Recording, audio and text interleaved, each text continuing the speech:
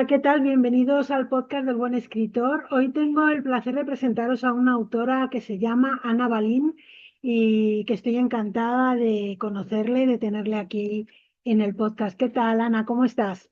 Hola, Hola. bien, ilusionada estoy. Yo también tengo muchas ganas de conocerte, de que nos hables de tus libros. Y mira, para empezar, pues vamos a hacer eso. Háblanos un poquito de ti, quién es Ana Balín, de dónde eres y cómo empezaste a escribir, cómo fueron tus inicios. Bueno, pues yo vivo en Galicia y la mayor parte de mi vida sí que fue aquí, aunque en distintos sitios.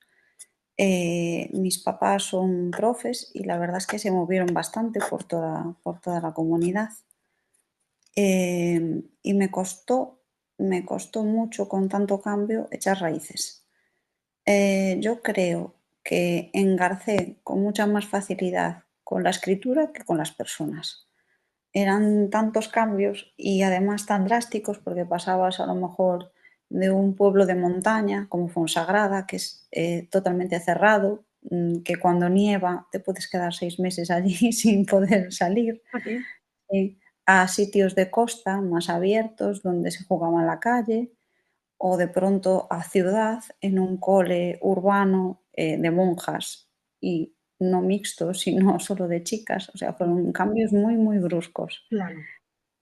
Aparte, a mí me diagnosticaron a los 9 años TDAH, entonces entre tanto cambio y entre la dificultad que yo tenía ya Sí, a nivel social para conectar, mi refugio fue la siempre la escritura. escritura.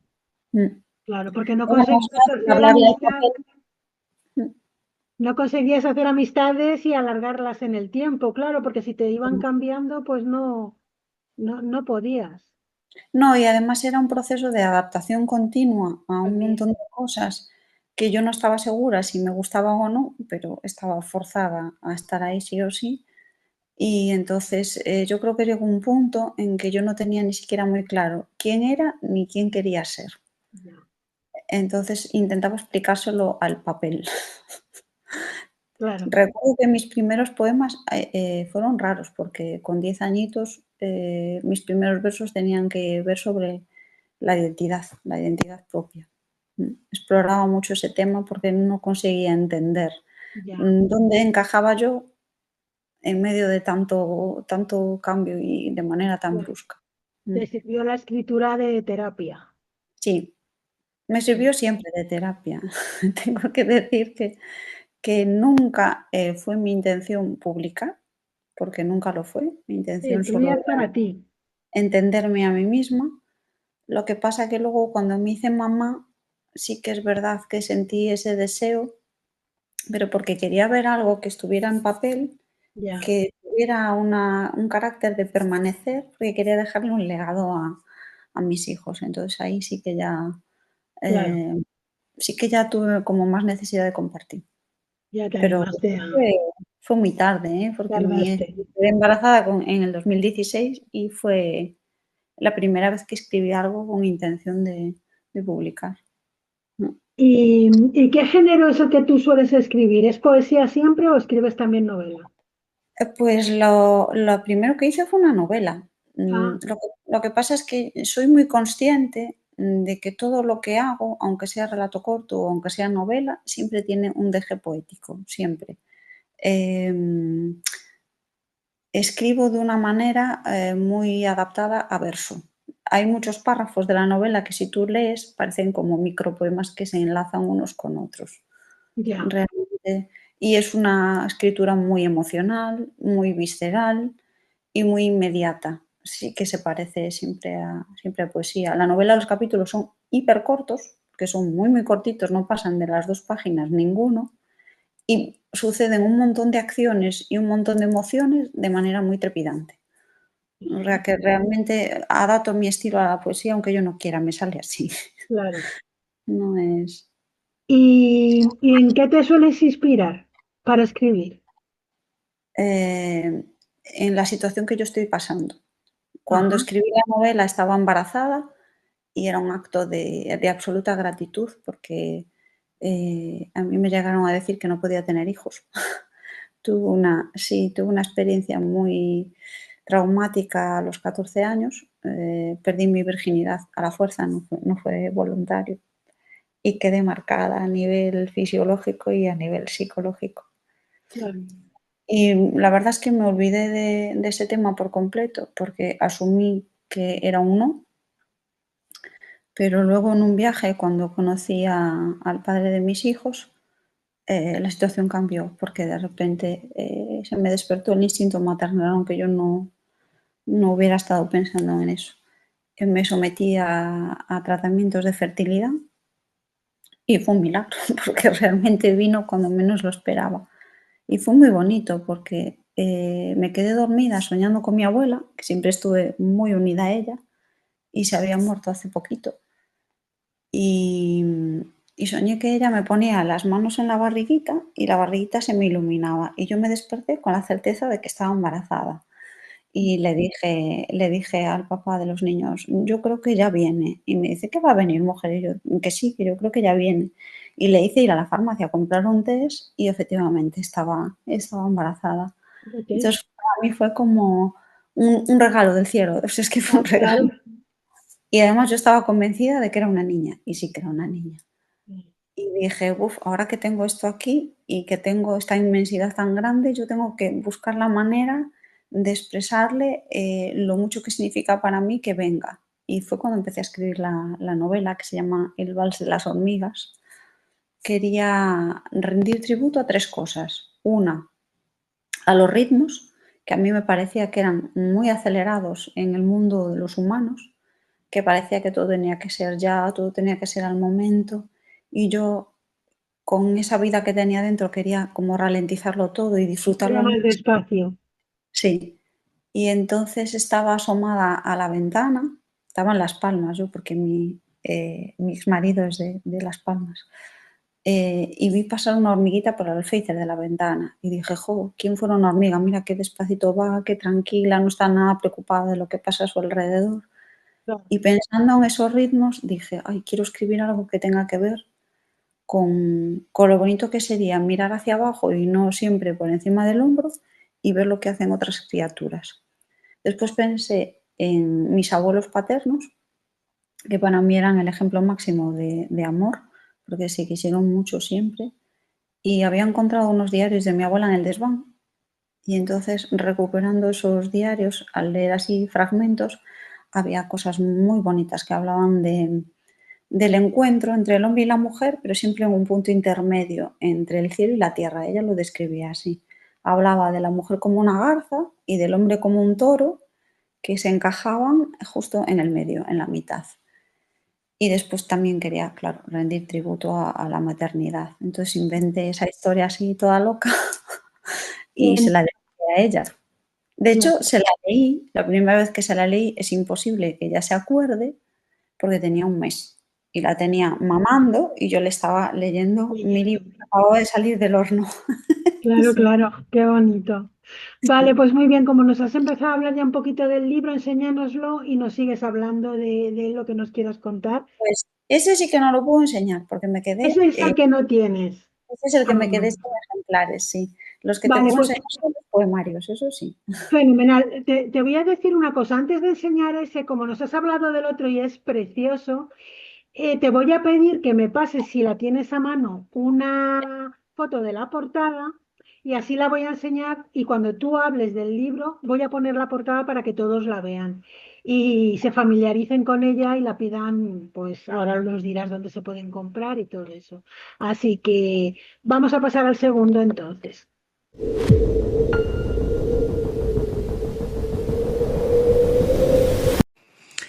Bueno, corto el vídeo unos segundos solamente para recomendarte que leas mi libro inconmensurable, Jesucristo 3.0.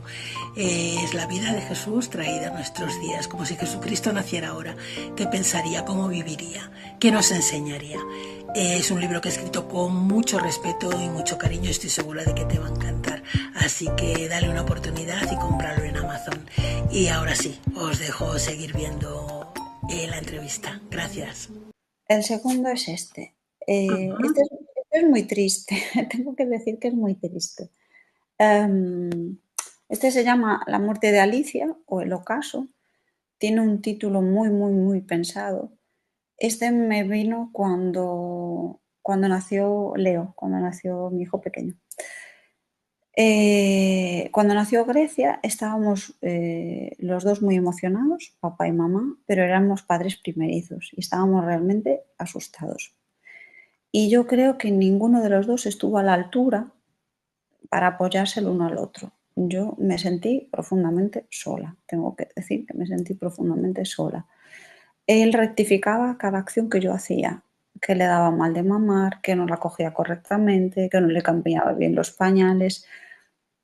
Yo no bañé a mi hija hasta que cumplió el año y medio, porque él me decía que tenía miedo que se me escurriera y la ahogara sin querer. O sea, unas cosas terroríficas que no las quiero ni pensar. Y yo sé que en ese momento yo cogí una pequeña depresión, pero no fui muy consciente. Me extraña. Fui consciente después. Cuando pasado el tiempo yo medité sobre todo lo que había vivido y me di cuenta de que la niña ya estaba creciendo, ella empezó a pedir hermanito. Y a mí me daba pavor, porque yo decía, otra vez, afrontar todo esto, yo sé que aprendí mucho de la experiencia, pero no estoy segura de que mi pareja esté otra vez a la altura. Nos sentamos los tres a hablar en la mesa y a debatir sobre si era una buena idea o no.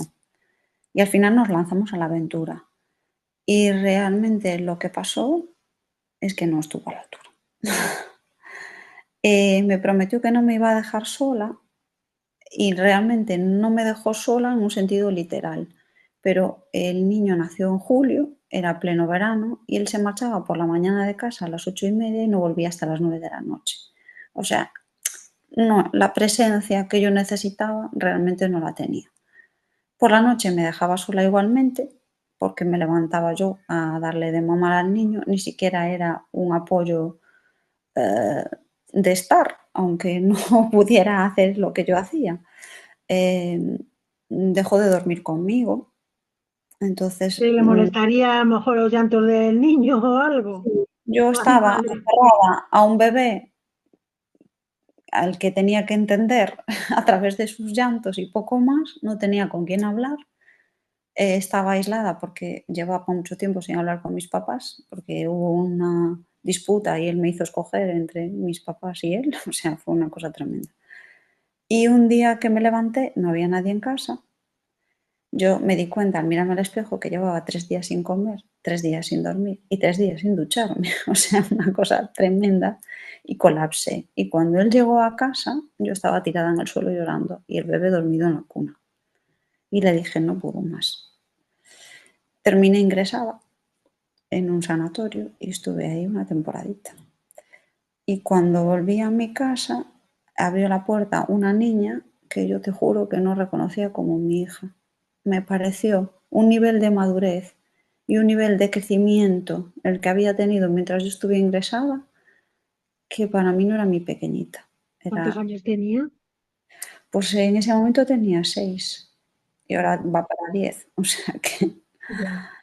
Y me empezó a hacer un montón de preguntas que yo no sabía cómo responder. Que si era culpa suya, porque pidió un hermano, Qué pobre. que si era mejor ser lesbiana para no pasar por la maternidad y no sufrir una depresión postparto, tú imagínate. Madre mía, con 6 años. Sí, me preguntó unas cosas atroces, que yo dije, cariño, mamá acaba de salir de una situación muy complicada, no es que yo no te quiera responder, es que ahora mismo no soy capaz. Fui apuntando todas las preguntas en un papelito y tal cual estaban, así por el orden en el que él me las hizo, se las fui respondiendo con poemas y por eso surgió el libro. El libro era para responderle a ella, o sea, no era con otra intención. Luego, al sentirme tan sola, le mandé el manuscrito a mi papá. Mira que llevábamos un año sin hablarnos, pero le mandé el manuscrito. Se lo leyó, me contestó de una forma alucinante. Yo me quedé Pero bien, asombrada. Sí, con mucho cariño, con mucho sentimiento y demostrándome que seguían ahí y que estaban a la espera de que la hija pródiga volviera a casa. O sea, claro. fue una cosa preciosa. Y él, sin decirme nada, mandó el manuscrito a una editorial. no me Ah, dijo qué nada. bueno. Y a mí me llamaron un mes después para decirme que lo querían publicar, que les parecía un poemario muy valiente. Y el título tiene que ver con Alicia en el País de las Maravillas. Es La muerte de Alicia o el ocaso. ¿Por qué? Porque para mí, cuando yo entré en mi casa, mi hija era Alicia. Era esa niña que se metía en la madriguera, que se iba al mundo de fantasía por última vez y que al volver ya no era una niña, era una adulta pequeña. O sea, es que era la muerte de la infancia para mí, fue tal cual. Y, y sí que es verdad que ahí yo empecé a hacer muchos cambios en mí misma. Yo decidí que no podía estar más con esa persona porque me parecía que el esfuerzo que yo hacía era triplicado en consonancia con el que él hacía. Es verdad que la decisión yo la tomé de manera interna y tardé mucho en ejecutarla, pero porque tenía mucho pavor. A mí me daba muchísimo miedo perder a mis hijos, porque además él me decía muchas veces, tú mentalmente no estás estable. Entonces, igual si tú te separas de mí, no eres capaz de sacar a tus hijos adelante, tú fíjate. O sea, Claro, y tú pensabas que te los iba a quitar yo y que estaba convencida de que me los iba a quitar de una manera o de otra. Es decir, si no era él expresamente, pues que a lo mejor mis hijos no me perdonaban el que yo me separara claro, y, y que al final los perdía igual. Pero ¿qué me pasó? Que un día llorando en el cuarto de baño cerré la puerta por dentro, porque yo tenía muchísimo miedo que mis hijos me vieran llorar, que a mí me asustaba que decía pensar, a mamá vuelve a flaquear.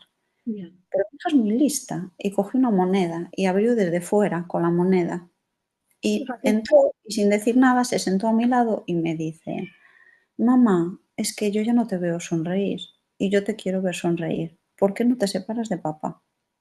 Es que tal cual. Y yo dije, hija, si tú supieras cuánto llevo yo pensando en eso, y me dice, desde que saliste de la clínica, y yo sí.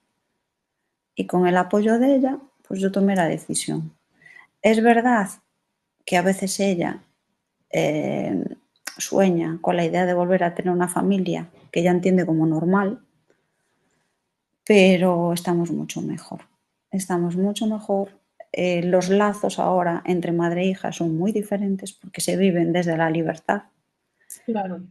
y yo me siento totalmente saneada y empiezo a entender mi feminidad, cosa que no que con él era imposible. Es que de repente nace un hijo y ya dejamos de ser pareja, de dormir juntos, de escucharnos, de darnos caricias, o sea, todo. Es que yo Claro, todo eso lo perdí. ¿Y qué pasó? Que yo asumí que ya no era mujer. Entonces ya. dejé de arreglarme, dejé de cuidarme, todo, absolutamente todo. Y desde que él salió por la puerta fue como recuperar eso que yo tenía totalmente perdido. Y fue como surgió el tercero, porque el tercero habla de mi separación. El tercero es sobre el duelo de separación. O sea que al final lo que estoy haciendo es escribir mis experiencias. No estoy Sí, es haciendo... como un diario que vas escribiendo, pero me parece súper bonito y además terapéutico porque te viene muy bien a ti después de haber pasado todo esto y también con una persona que te hacía de menos y que te hacía sentir que no valías y que no eras nada. Entonces, jo, pues me alegro un montón de que hayas salido de esa cárcel, lo llámalo como quieras y que estés tan bien. Yo me alegro muchísimo, la verdad. A mí ahora en los circuitos poéticos me han puesto un mote que me parece precioso. Yo siento que no estoy a la altura, pero me parece precioso y me llaman el mirlo blanco. Ay, qué bonito. Y sí que me siento muchas veces así, como esa persona que quiere emprender el vuelo y le cuesta, Claro, que se siente muy diferente a los demás y que de vez en cuando, y lo admito, me vuelvo otra vez a dormir a la jaula, porque me da como pavor la sensación de libertad, porque no lo había experimentado desde hacía mucho ya. tiempo. Yo estuve 17 años con esa persona y te aseguro que fueron 17 años en los que me fui haciendo consciente de lo que realmente pasaba, pero muy poco a poco. O sea, yo Claro. vivía entre barrotes, pero sin ser consciente de que había barrotes. Es que una vez que uno está metido en esa vorágine, no es consciente de lo que está viviendo hasta que no sale y echa la vista atrás y se da cuenta de lo que tiene ahora y de lo que ha vivido anteriormente. No tenía ni amigos, o sea, mis amigos tenían que pasar por su Filtro. filtro. para ser admitidos como tal. Y yo, cuando él se fue, me di cuenta de que me quedé muy sola, pero me quedé muy a gusto porque tenía la oportunidad de empezar de cero. Y ahora soy yo la que escojo y la que decido si quiero sí Claro. conocer a esa persona o si quiero no.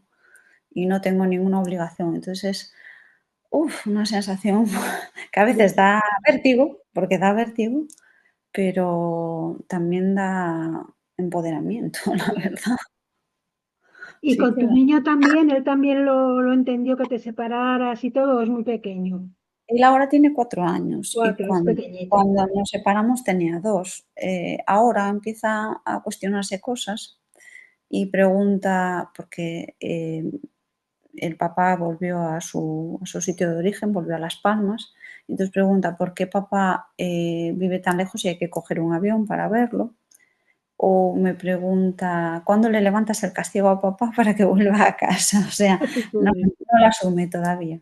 claro. Sí que entiende que tiene 2 casas y que tiene 2 familias y que las 2 familias lo quieren y lo adoran, porque es así, pero claro, dentro de su cabecita, Es muy pequeño. sí, es Entre que chiquitito. él es muy pequeño y tu niña, aunque no es muy mayor, pero es muy madura, pues claro, tienes ahí un baremo entre los dos. eh, Tengo un desfase grande. exactamente, exactamente. Sí que Pues tengo. me parece súper bonito, de verdad, y creo que tus libros tienen que tener una enseñanza de vida estupenda. O sea, creo que a cualquiera que lo lea le pueden venir muy bien. Porque además la poesía, porque los tres son poesía, o sea, una es novela, me has dicho, pero los otros dos, Son poesía, el de La muerte de Alicia es poesía y el último es poesía, es poesía. sí. Es poesía, aunque, sí que es una poesía más combativa, porque claro, ahí sí que ya hablo más abiertamente de la importancia de tener relaciones, de igualdad. Y empiezo el libro con una carta de despedida. Ahí Ajá. reconozco que fui, bastante arriesgada. Pero ¿sabes qué pasa? Que yo cuando me senté en el sofá y le planteé hasta aquí, me lo tomó a pitorreo, pensó que yo estaba de broma. Bueno, porque no No te he me creído capaz de dar ese paso. no me quiso escuchar y se marchó por la puerta diciéndome: "En una semana me llamas porque tú sin mí no eres nada". O sea, es que fue así. Y entonces, como ¡Qué no joyita! como no me quiso escuchar mis razones, dije: "Pues te las pongo por escrito". Y le explico ahí, tanto al principio como al final, porque hice 2 cartas, una al principio como prólogo y otra al final como epílogo. O sea, yo no quise explicar el libro, lo que quise fue dirigirme directamente a él, porque además tengo muy claro que nunca se lo va a leer, nunca se leyó ninguno de Eso mis te iba libros. a preguntar si Nunca se tenías lo constancia de que leyó, se lo había leído. no, yo tengo muy claro que no. Aunque los leyera tampoco los iba a entender, porque para tú poder entender eso, tienes que asumir cuál es tu parte de responsabilidad Ya, en el proceso. Y como él no lo va a asumir, pues tampoco lo va a entender. claro, efectivamente. Entonces, no. Lo que Pero no sé es si has dicho el título del último ah, libro.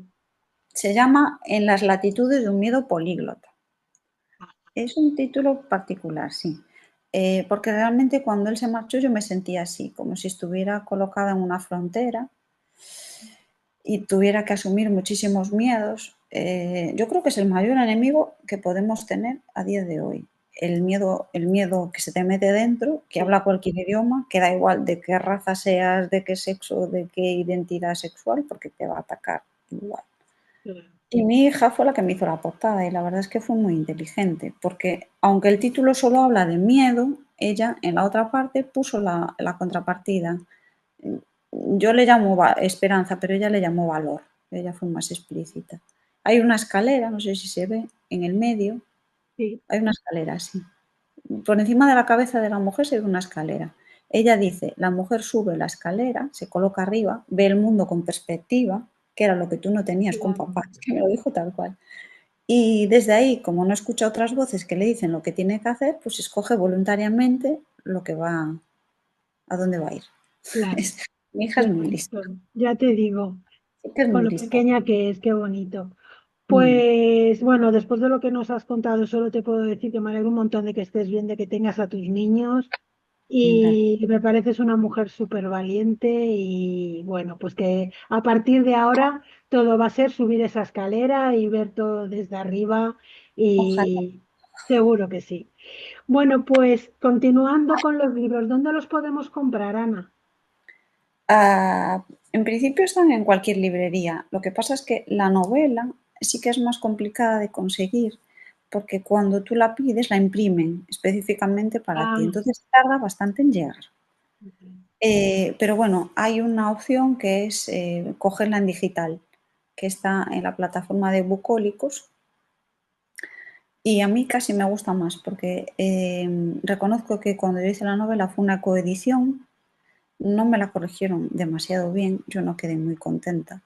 Y en cambio aquí sí que me la pulieron para adaptarla al formato digital. Está corregida, había erratas y quedaron corregidas. Y la portada me parece más bonita que la que había. Y es verdad, la portada es de él. O sea, él me hizo la portada para la propuesta digital, que yo después tuve que pedirle el permiso de, pero ya estábamos separados, de poder seguir usando la portada y me dijo que sí. Y la portada sí que es muy bonita porque es una mujer con la cabeza tumbada, está dormida y pasa la hilera de hormigas por delante de ella. Es a lápiz, es en carboncillo, es una cosa súper sencilla, pero muy poética. A mí me pareció muy bonita. La que me hicieron en la editorial era como más, a mí me sonaba como más a artificial, como más a IA, ¿sabes?